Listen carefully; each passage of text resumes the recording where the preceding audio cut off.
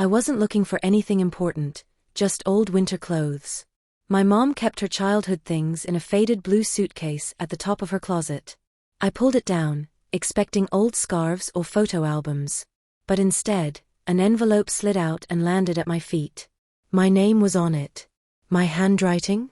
No. My mother's. I opened it, expecting birthday cards or school pictures she'd saved.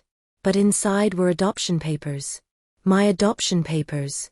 My hands went numb. I sat on the floor, the suitcase half open, surrounded by pieces of a life I suddenly didn't recognize. My birth date, my biological parents' names, names I had never heard before, typed in black ink. Legal terms. Signatures. And then the hardest part. A line that read relinquished at 6 months old. I stared at it for minutes that felt like hours.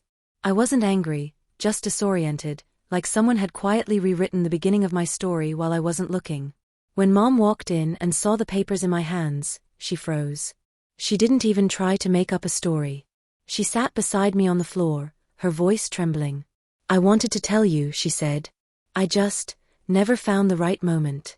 And then you grew, and you were mine in every way that mattered, and I was scared telling you would somehow change that.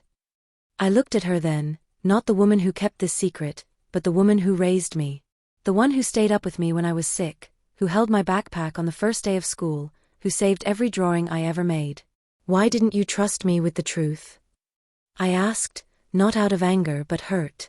She wiped her eyes. Because losing you was my biggest fear, even though you were never really at risk. We talked for a long time. About where I came from. About why she adopted me. About why she kept it hidden. Her reasons were flawed, human, emotional, but they were real.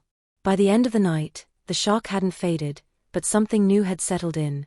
The understanding that love doesn't rewrite origin stories. It expands them.